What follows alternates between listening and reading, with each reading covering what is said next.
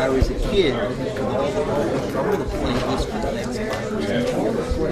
He won't necessarily. I've already worked out the schedule. I've already made my And now Brent will.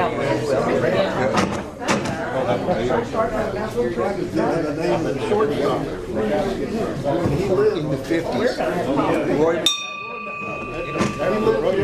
Good afternoon, everybody, and welcome to the first meeting of 2020 of the Rotary Club of Greenville. Woo!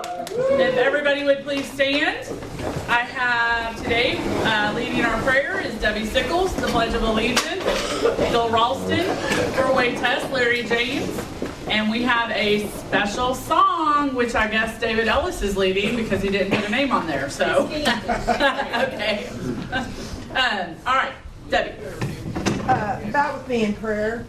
Dear Lord, we come to you this day. We want to graciously thank you for this beautiful weather that you've given us, and we want to thank you for this new year, this new decade. It's never promised, but it's in your promises that we have faith.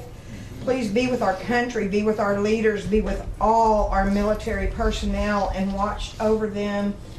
Lead, guide, and direct our leaders, and protect our armed forces, and protect our country, and please bring peace to our country.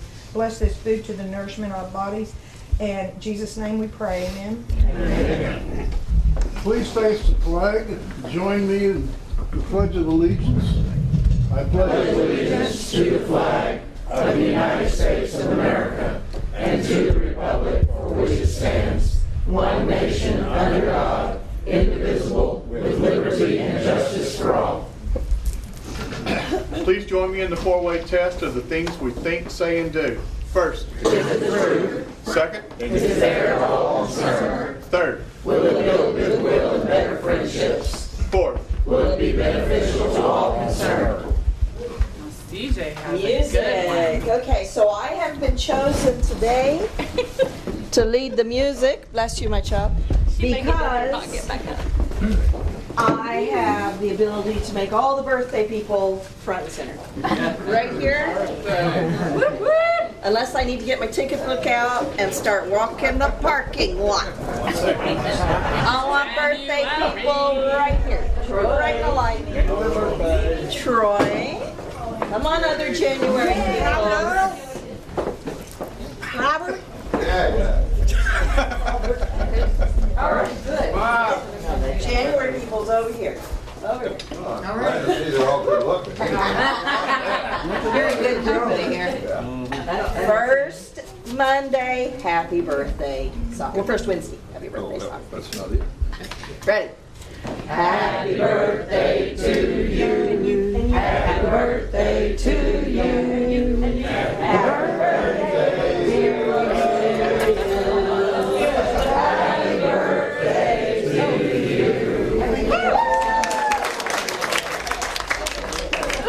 you. You should sign. Excellent. Happy birthday, January peeps. Okay, it looks like that we have a visitor today. Liz Patterson, would you please tell us who your visitor is? Yay! Okay. You didn't know this, and you just got to stand up when I introduce him. This is Vince Patterson, who happens to be my son, and he is joining our agency. He has an extensive background in property and casualty, and he's learning my side of the business so I can have a backup and maybe go on vacation more. He's just come to visit to see what Rotary is all about. Very good. Welcome. thank you. All right, let's get to Happy Bucks and Deck of Destiny. Okay. Who's got money? Okay.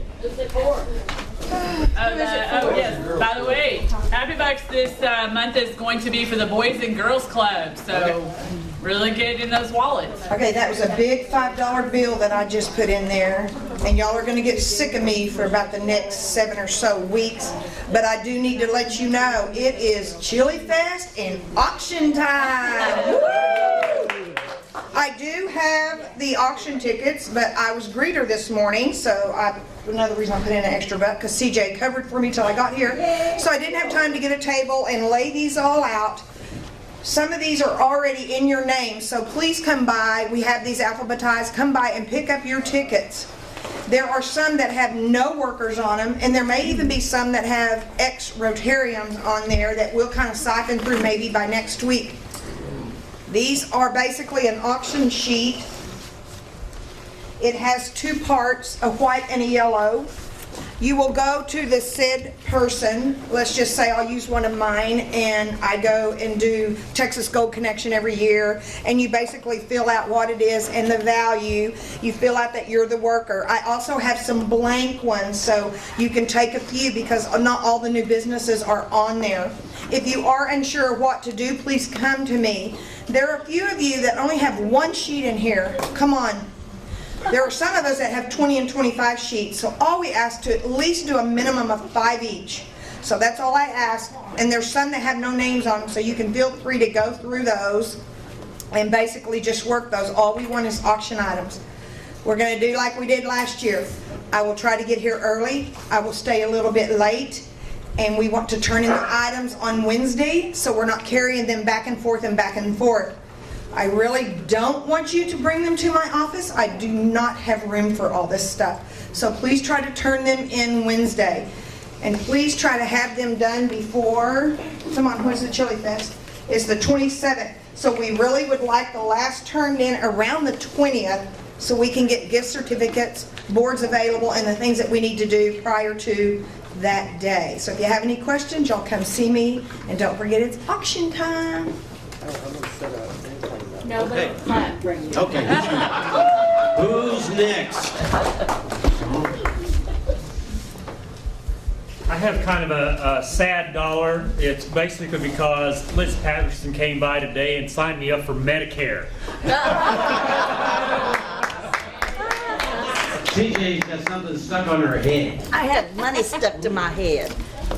Here you go. I am announcing that the Northeast Texas Choral Society is having auditions Saturday the 11th, this coming Saturday, 10 to noon, at the First United Methodist Church in Sulphur Springs. And our concert this year is going to be gospel. So if you like gospel music, the gospel concert is usually, I hate to say even better than Christmas, but it's usually the best. So please come audition and join us. Okay, you want to try that out, CJ, okay? Please, please. I also have a sad, happy buck. The Chinese paddlefish, one of the world's largest fish, has been declared extinct. Aww. I really like the That's Chinese. sad. Okay, Due moving to pollution in the towards Larry. Happy buck. We made a trip to Indiana to see grandbabies, and they're growing. I got a grandson that tall now. Thank goodness. Well, that's exciting. Okay, I'm putting $2 in for, a lot of us are leaving next week to go to Cozumel. 8 of us are cruising, and how many are flying? 5 are flying down. And we're going to be enjoying the company of the Rotary Club of Cozumel. And also to do some great things for the students there at the CAM and in the new school, which is the CAED, CAD, however you say that. And we're going to be just really enjoying those kids, and we hope that next year many more of you will go. David? I'm happy to announce, and you'll hear this again and again probably, but March the 11th, not too far away, I have a confirmation from Colonel Alan B. West to come speak to the club. And it's going to be a big day. So I'll be announcing it again. Very good. This whole table's been real happy and contributed this morning. Going to Roxanne. Well, I'm just happy for 2020 to be here and excited about what the future's going to bring, and wish everybody a happy new year. And I'm so excited. I want to thank Karen and Katie and everybody that made it possible for me to go on the Rotary trip, and I'm really excited about it. Yes. We're happy to go. Very good. All right, I got a couple of things. I know Katie's been on me about getting social media out. I know as Rotarians, we do more than just what we do inside this room. Your social media, if you're doing another event or you're helping somebody else out, take pictures, post that. Send it to Troy, send it to me, he'll send it to me, and we'll post that. Because we do more than just what we do as a club. So, please be vigilant. And if you see us post something, repost it. Like it, share it. We want that. Okay, on a different note, speaking for my wife, the Altrusa, next Tuesday they are having a speaker come in here to speak. Rebecca Charleston, she's a survivor advocate and executive director of Valiant Hearts. This is on human trafficking, which looking at our list here, we're speaking about that the next week. So if you're interested, you can buy tickets online. I told her to speak to everybody and let everybody know. I do have some flyers, so human trafficking is bigger here in our area than we ever gave credit for. So thank y'all. Okay, anybody else happy to be here? Would anybody be happy about winning approximately $800 right now? We got $760 plus what's in this bucket. So you all cross your fingers, all right? I think there's going to be a winner today. You know, we've been doing this for quite a while, and this deck is really skinny.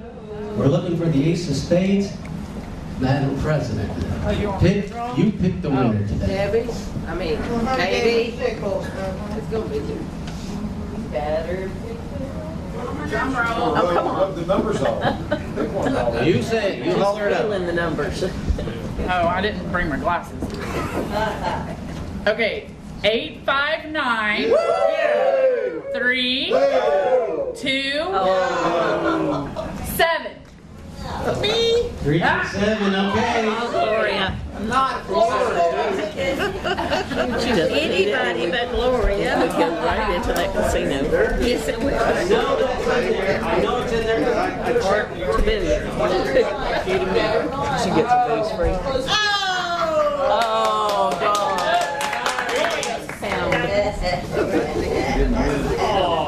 Alright. Probably be next week. No, y'all are Okay, moving on. No drawings. Okay. Next week while we're gone. No drawings next. Sorry. Okay. I would like to give one person just a minute. Do you want to? Where did Keith go? He left. You're right. Over there. Do you want to talk about the visitors' days very quickly, please? I'll just talk them over here. I don't think I need a microphone. We've got about 6 months left in Katie's year as president, and we have some goals for membership. And I'm the membership chairman committee. We have a committee that's been working and trying to bring new members in. And for those of you who've been something like this for a long time, you know that you bring members in and you lose members each year. People are just through attrition coming and going. And so we are trying to maintain our membership level and give Katie some of the goals for her year.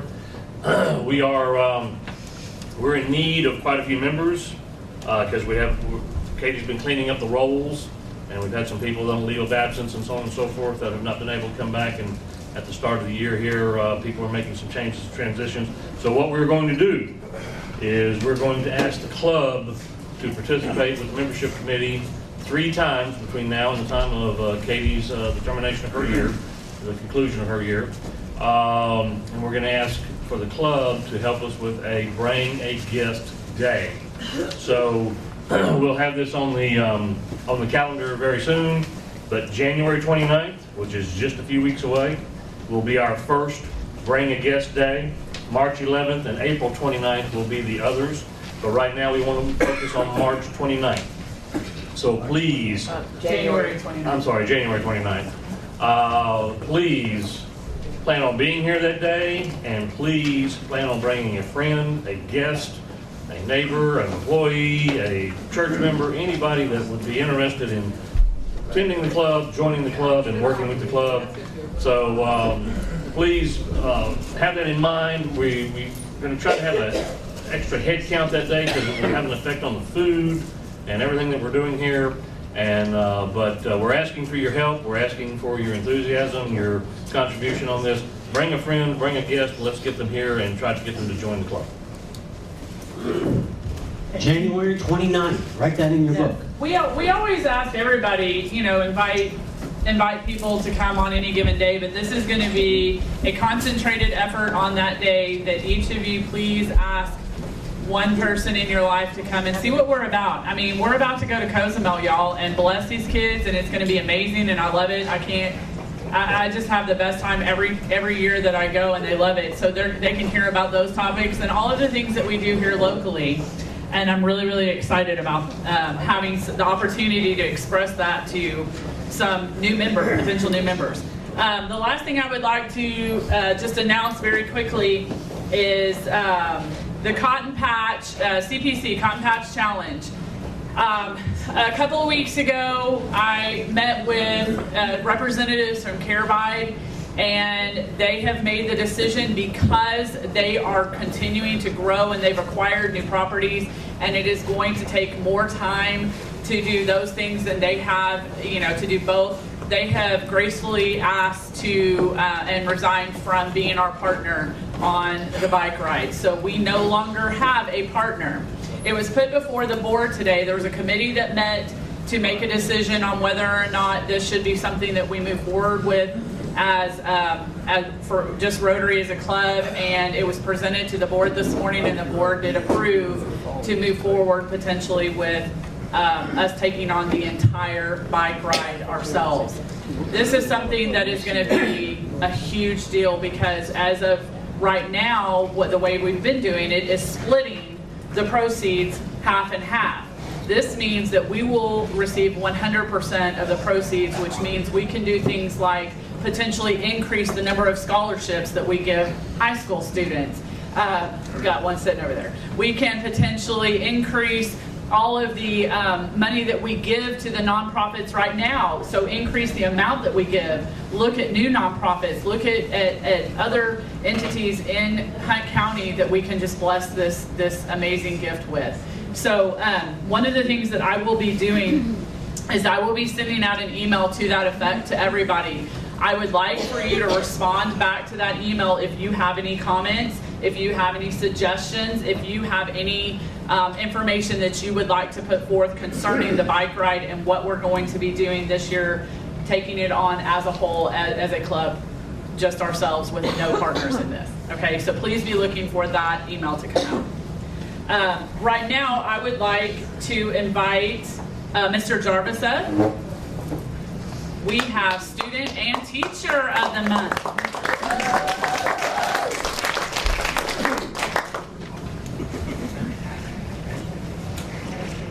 Hello.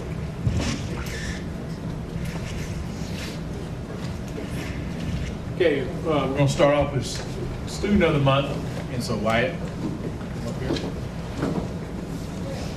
So the first of the year, figured that we'd bring y'all the #1 ranked student in the senior class, which is Wyatt.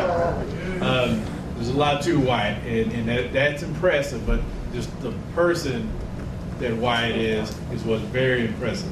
The things that he does, how he keeps himself down to earth. He's just one of those guys that you really would love to have a part of any team that you have, company that you have, anything that you have. I ask a lot of people about students and stuff, and say, how is he, and all that sort of thing, and I've always asked them, they always say positive things about you. You're just a good guy. And that's the thing, I mean, you think that, you got some guys in some situations, because right now, this one right here is one, he was in National Merit semifinals. That's less than 1% of the high school seniors reach that. That's what he can do. He also stays down there, keeps it down there because he keeps those faith, family, and everything else as his priority. That's very important. He's on our baseball team, he's in NHS. Park Street Baptist is very big in his life, and the youth there. He also can play the piano and violin. Nice. And He's not a part of any of our band, but I'm quite sure you would be chair of any part of the band you wanted to be in. Just very gracious and classy is how he's described by us or even his teachers.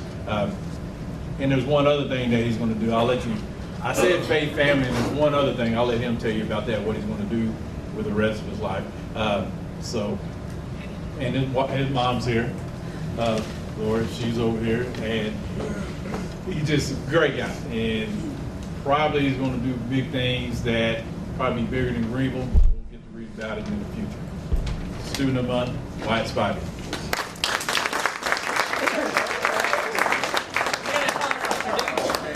I joke with him all the time. You got a 10-minute speech ready? Oh, sure, I got it. And then you just walk off. Here's your 10 minutes.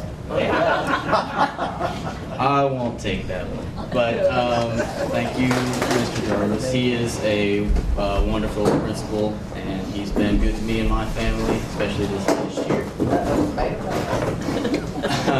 Already foul over there, sorry. If you couldn't tell, I will be attending the Texas A&M University down in College Station this next year. I'll be majoring in mechanical engineering and will be pursuing a career in that field. I love playing on the baseball team. That's aside from school right now. That's my main focus. I have been involved in the robotics club, or the robotics team down at high school. The teacher of the month, it was my 9th grade English teacher, and so I'm very familiar with her. Aside from that, I'm very glad to be here today. I'm very appreciative of all y'all do in the community and high school, and thank you for allowing me to be here.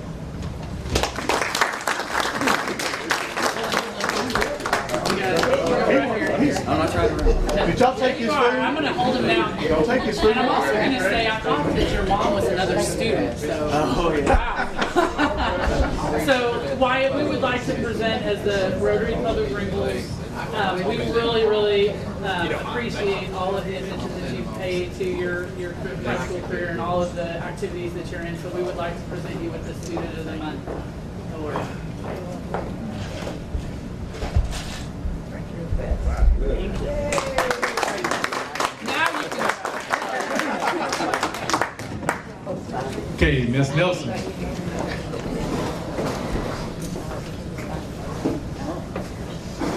Ms. Nelson is our Teacher of the Month and also will be Teacher of the Year.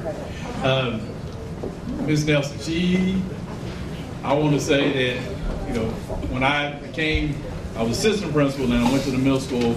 Then when I came back as a head principal, I needed some help from some of the ones who had some experience. So Ms. Nelson and a few others are really the ones I went to when we needed to make a decision. Instead of making a decision by myself, I always went with her because she knows what's going to be the best interest of our kids and whatever we wanted our school to go to. So she's always been a leader to not only kids in her classroom, but also to administrators as well. Ms. Nelson teaches our pre-AP English 1, and she taught seniors at one time, and then we started a new program called Independent Student Mentorship, which is ISM. Some of you may be familiar with that because you may have had some students who should come and shadow you. They all over Greenville, Texas. And it's a program where we have kids who just kind of investigate what type of career they may want to go in, what major they want to take on in college. So that gives them time to see what the ins and outs of what a real life job is. And so we have it for our juniors and seniors. So sometimes you have a junior, he may follow this path and then he'll go to another his senior year. Gives them an idea about what they want to make. Wyatt, I think Wyatt's in that program as well. And you're not? No. No? You already knew what you wanted, right? Yeah. We still have you at number 1? Messed up my speech. So, well, the rest of them take advantage of the program, knowing what they want to do, and just it's because of her leadership and the program that we'll do 2 programs during the year that she puts on and has those kids make their presentations about what they learned during the year. So it's just great.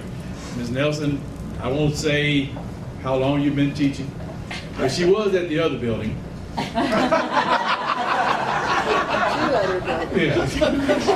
And she spent some time at the other building, and she started in January as a French teacher and was turned loose in the classroom where 2 or 3 teachers had already tried to stay in there and they got ran off. Just Nelson stayed, worked there for a few years, and went down to Houston, put her child through A&M Commerce, or A&M College Station, and then came back to us, and been very lucky to have her back in Greenville, Texas. If you want to hear some of those stories about the old school, please see me. So she has some good stories about it. So thank you very much for working with us. And our kids are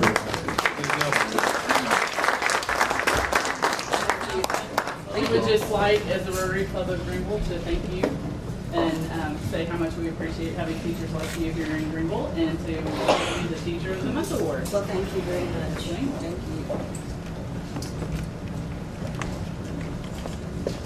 Thought you were going to keep it out. Well, what he was trying to tell you is 2 things. I'm old and I've taught a long time. He was too nice to say that. And Wyatt, I did approach Wyatt about being in the ISM program, but he is one of the fortunate ones who already knows exactly what he wants to do. So he didn't take up a spot for someone who is still wondering. I have taught for a long time. I started out, I didn't even graduate with my college class because I left the college classroom and entered the high school classroom, like he said, where there had been a little bit of classroom management problems. And Bill Walters, I think some of you may know him, he came into my room that day and he said, "Joan, you're going to do just fine. Don't turn your back on them." So that's how I started my teaching career. And thank goodness he was an assistant principal there, so I had him to fall back on. This is my last year of teaching, and I've decided that it's time to move on. I've had the privilege of teaching each of my grandchildren, and a few years ago, my youngest grandson said, "Nina, will you please stay until I'm finished?" So Landon and I are graduating in the class of 2020. That's awesome. All right. Mr. Weiland, would you like to come up and present our speaker today? I'm happy to, but first, Wyatt and Mr. Jarvis, when Mr. Jarvis was talking so positively and kindly about you, it made me sad, because I realized that my principal never talked to me about me. It's my pleasure today to introduce to you our program is Mr. Bob May. He's a baseball historian. And he's got a series of talks, both secular and faith-based, that honors great baseball players, and some from the black ball area, the old Negro leagues, or segregated baseball. He's given over 60 baseball talks in 6 states. And this summer, 2019, he's researched where all the National Baseball Hall of Fame players were born. Now, his first talk on these players is the ones that were born in Texas. And next summer, he's going to be in New England states, where he's from. I was listening to him talk to Bill Ralston. He's from Boston, where they don't say avenue, they say Ave. You see, I've been there a lot in Boston. He's going to give talks about baseball players born in New England when he was there. He's always been passionate about baseball. I've read it here, and I heard him tell Bill he went to his first baseball game in the summer of 1949 with his dad, and he went to Fenway Park in Boston to see the New York Yankees play the Boston Red Sox. Who won? I don't remember. Don't remember? Still in awe. Oh, okay. I haven't been in it, but I've driven by Fenway Park. And he's lived in Rockwall since 2000 with his English wife, Michelle. And this is where I read his greatest accomplishment. They've been married 52 years. 53. Trust me, I know that's an accomplishment. And they've got 3 children, 8 grandchildren, and he currently is working, Mr. Jarvis, as a substitute teacher in Rockwall ISD. You may tap him, it's just a short drive to Greenville. Mr. May, would you present the program for us, please? Sure.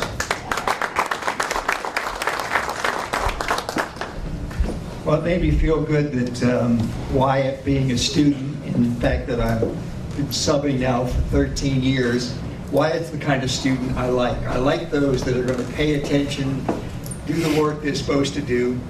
In fact, when I was a substitute teacher, well, I'm still a substitute teacher in Rockwall, but on many assignments, I actually worked on my manuscript for the 2 books that I wrote on the Negro League. I did a lot of that writing as a substitute teacher.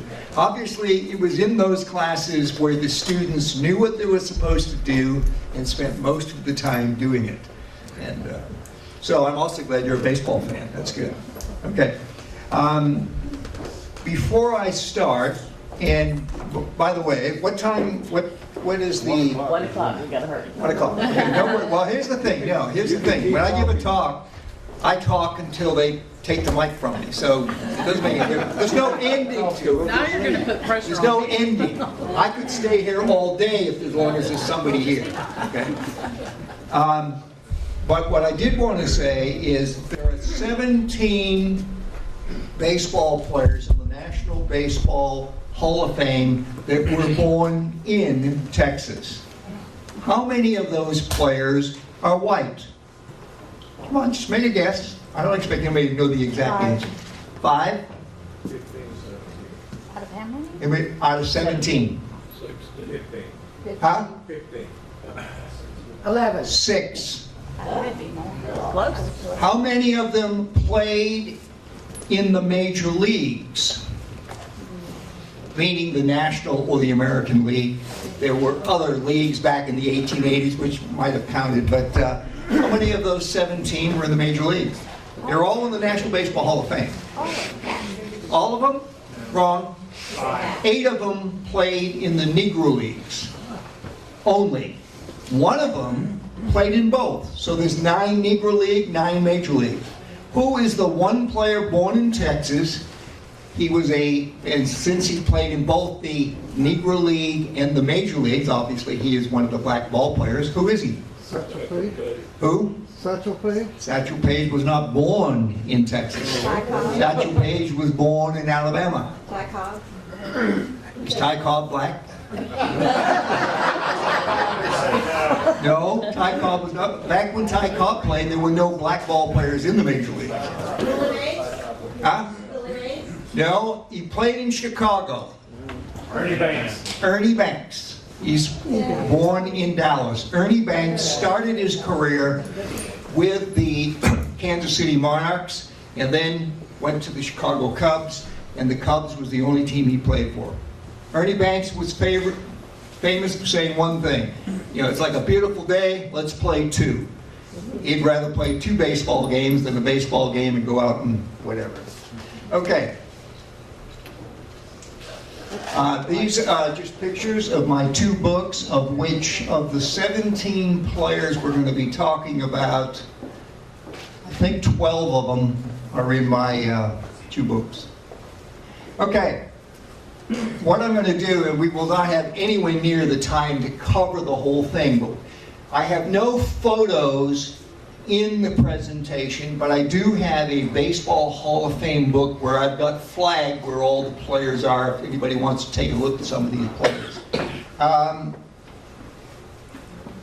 There are 6 pitchers. 2 of them, Nolan Ryan and Greg Maddux, pitched in the major leagues, and then there are 4 pitchers that only pitched in the Negro Leagues. Bill Foster, Smokey Joe Williams, Hilton Smith, and Andy Cooper. There are 2 catchers. Both played in the Negro Leagues, Louis Santop and Biz Mackey. There are 2 second basemen, Roger Hornsby and Joe Morgan. Joe Morgan being black second baseman for the Cincinnati Reds, and I believe the Phillies, but he was, and of course the Astros. Moving on, Eddie Matthews, third base, played for the Braves in all 3 cities, Boston, Milwaukee, and Atlanta. Ernie Banks and Willie Wells, the 2 shortstops, both black, both played in the Negro Leagues. Ernie also played in the Major Leagues. Willie Wells is one of the best shortstops in history. Tris Speaker, center fielder, who played for the world champion Boston Red Sox, my team, 1912, a little bit before I was born. Ross Youngs, right fielder for the Giants. And Frank Robinson from Beaumont, Texas, Cincinnati Reds, Baltimore Orioles. And then there was a manager who also was a great pitcher, a great manager, and league organizer, and that's Rube Foster. If it wasn't for Rube Foster, there might not have been any Negro League players going to the major leagues, because he was the one that organized the first Negro League. Up until 1920, black teams were just independent teams that would play all comers. They play major league teams, but in 1920, Andrew Rube Foster started the Negro National League. So it's the 100th anniversary this year of the first Negro League. I just want to give you a couple things on Rube Foster. First, he was known as Andrew Foster. He was born in Calvert, Texas. And Bill Foster, who I mentioned, a pitcher, he is a half-brother, 25 years younger than his older brother, Andrew. But Andrew got his nickname of Rube when he beat Hall of Fame pitcher Rube Waddell of the Philadelphia Athletics back in the early 1900s. In fact, in that first decade, 1900 to 1910, there were 4 pitchers listed in the best 10 players during that time period. 3 of the 4 pitchers Rube Foster had a connection to. First, he got his nickname Rube when he beat, as I said, when he beat Rube Waddell of the Philadelphia Athletics. But the manager of the New York Giants, John McGraw, one of the great managers of all time, said, "Man, I wish you were white because I want you to pitch on my team." But since he couldn't pitch on the New York Giants, he asked him, "Could you teach a couple of my young pitchers, Christy Mathewson and Iron Man McGinnity, to throw your fadeaway pitch?" Now, a fadeaway pitch is basically a screwball, where a curveball will curve. The person who throws a curveball, so if I'm right-handed like this, it's going to go like that. A fadeaway or a screwball throws this way, and the ball goes away from the batter. Both Mathewson and McGinnity were average pitchers in the early 1900s. They ended up in the Hall of Fame, and the Giants became one of the best teams of the decade after they learned how to throw the screwball. So Foster, 3 of the 4 best major league pitchers during that decade, Foster beat one of them and taught 2 of the others how to become all-star Hall of Fame pitchers rather than average pitchers. So to me, Foster was one of the best pitchers in baseball. He then became a baseball manager, and in the second decade, from 1910 to 1920, one of the best baseball teams in the country was the Chicago American Giants. They were a black baseball team. Many times they were better than the Cubs and the White Sox in Chicago at that time. One year they played like 112 games and lost 7 or 8. But he was an innovative manager. And they used to do what was called the bunt and run. Everybody, if you're a baseball fan, you've heard of the hit and run, right? Base runner takes off, and the batter will usually try to hit behind the runner, and the guy will go from first to third. If it gets between the outfielders, they score. Well, they used to do the bunt and run, because why did they do it? They had a guy like Cool Papa Bell on first base, and the objective was to go from first to third on a bunt.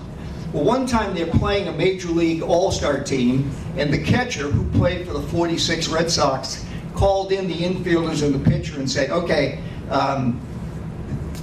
they're going to do that bunt and run. So what I'm going to do is I'm going to go cover third base, because the third baseman comes in on the bunt, first baseman comes in." So anyway, sure enough, the bunt and run. As soon as The pitch is let go, Bell is off on the second, practically 2 seconds by the time the bunt goes down. The catcher runs to cover third base. By the time they throw the ball to him, Bell has stepped on third and he runs to home, and who's covering home? Nobody. All the way from first to home on a ball that went 10 feet. So as you can see, no way am I getting through this whole talk.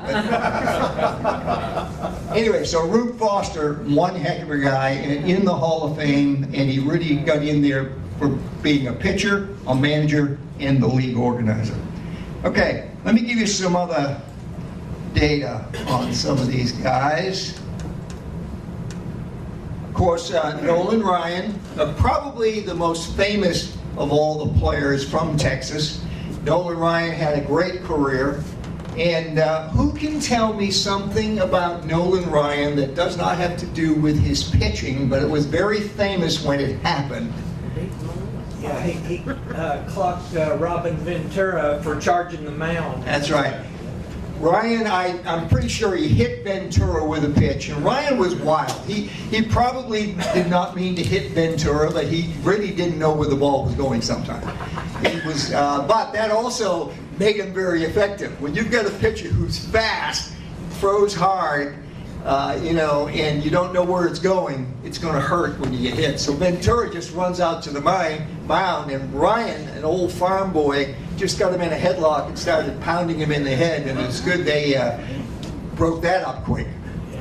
But Nolan Ryan was a great pitcher. But the thing that actually held Ryan back from really being higher ranked, I mean, he was ranked, I think, as the 24th best major league pitcher. But when it comes to no-hitters and strikeouts and everything, there's nobody better. But those walks, they used to say to me in Little League, because I was afraid of the fastball, walks as good as a hit. And it is. Get to first base. Well, Ryan walked 3 to 5 batters a game, so he might be pitching a one-hitter, but he still may be losing the game 2-1 because he walked them, maybe had a wild pitch or two, and next thing you know, he's losing. But he was certainly one of the great pitchers. Smokey Joe Williams, another one of those guys who never had a chance at the major leagues, but was a tremendous pitcher for the New York Lincoln Giants. Hilton Smith, I'll tell you something about Hilton Smith. When I wrote my 2 books, which honor the players in the Negro Leagues, honor them in a very special way, using baseball game simulation, I had these Negro League players in this game that I was a owner of a baseball game company, and had them play the greatest players in history. Well, Hilton Smith is one of the guys, and they had an author event down in Giddings, Texas. And the only reason I knew Giddings, Texas is Hilton Smith. I, just in my research, realized he was born there. So I thought, well, I'm an author now. I'm going to go to that event. Well, it turns out in the Giddings Library, they have a corner that is dedicated to the career of Hilton Smith in the Negro Leagues. Great pitcher for the Kansas City Monarchs. So I ended up getting my book put in the corner with all the Hilton Smith stuff. And I got to talk to his son, who lives up in Kansas City, and his son was the bat boy for the Kansas City Monarchs when his dad was a pitcher there. So I actually got connected to one of the guys in my book. Great pitcher. Andy Cooper, another guy who pitched in the Negro Leagues, was a great pitcher for the Detroit Stars from the 20s, most of the 20s, born in Waco.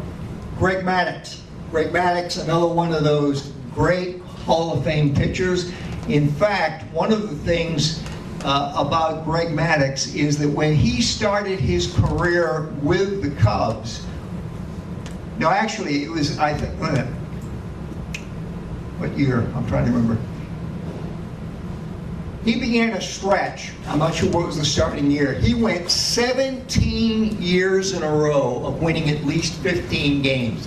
I don't think there's been any other pitcher that has come close to that performance. Biz Mackey is one of the catchers he's in my book, from Eagle Pass, Texas. He was one of the first guys that had the nickname of basically being the next Babe Ruth. But I want to talk Roy Campanella, now he's not from Texas, but Roy Campanella, great black catcher who played for the Dodgers, he says that in his opinion, Biz Mackey was the master of defense of all catchers. When I was a kid in Philadelphia, I saw both Biz Mackey and Mickey Cochran in the Hall of Fame, a white ball player. And he thought that Mackey was better than Cochran defensively. Then when I went on to his direction in Baltimore, I was 15 years old. This is Roy Campanella. I gathered quite a bit from Mackey, watching how he did things, how he blocked pitchers and so forth. Well, also, Roy Campanella had another great Negro League catcher. Has anybody heard of Josh Gibson? Well, Josh Gibson hit more home runs than Babe Ruth. He probably hit 900 some odd home runs. He was unbelievable. Well, Campanella had Biz Mackey helping him to be a great defensive catcher, and he hit home runs, not as many as Josh Gibson, but Campanella had over 40 once or twice, but was a big home run hitter for the Dodgers. Okay, I'm about done. I've hardly covered anybody. Roger Hornsby, great player, second baseman, best hitting second baseman in baseball history. Hit over 403 times. Joe Morgan, Eddie Matthews, hey, I could go on. Anybody who wants to stay here till 5, I'll keep it. Yes, question. I noticed that the induction date for many of the black Hall of Fame are fairly recent, even though they played back in the 30s and the 20s. Well, that's because until, in fact, Ted Williams, who's one of my favorite baseball players, having grown up in Boston, obviously, greatest hitter of all time as far as I'm concerned, but he is one of the keys to there being Negro League ball players in the Hall of Fame. 1966, when Ted Williams was inducted into the Baseball Hall of Fame, he says, now is lucky to have played the game of baseball. But you know what's sad? He said Satchel Paige, Josh Gibson, and the other great from the Negro Leagues are not in the Hall of Fame. 5 years later, Satchel Paige went in. And from the 70s through the early 90s, there were maybe about 10 to 12 in. But then the Negro League the Veteran Committee said, you know, we need to do a little bit more research. There should be more Negro League players in. So in 1996, and I think in 2002, there was probably another 10 that went in. But all these players were good. Because let me tell you what happened in the 50s. We've got to wrap this up here. In the 50s, the National League was way better than the American League on a league basis. Why was that? Jackie Robinson in 1947 comes up with the Dodgers.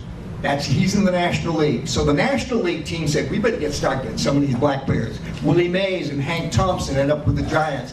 And the National League went after it. The American League was much slower. Why? The Yankees were the best team in the American League, and they took 8 years before they got a black player. The only owner in the American League that went after the black players was Bill Veeck of the Cleveland Indians. He gets Satchel Paige. He gets Larry Doby. He gets Minnie Minoso. Well, over the next 30 All-Star games, the National League won 95% of the games. Why? All the great black players were playing in the National League. I didn't know that till I did my own research. So, you know, were those guys good in the Negro League? Oh yeah, and it proved it on the Major League ball field. But that was a very good question as to why did it take so long for them to get in? Well, they weren't even considered until Williams complained. Okay. Thank you.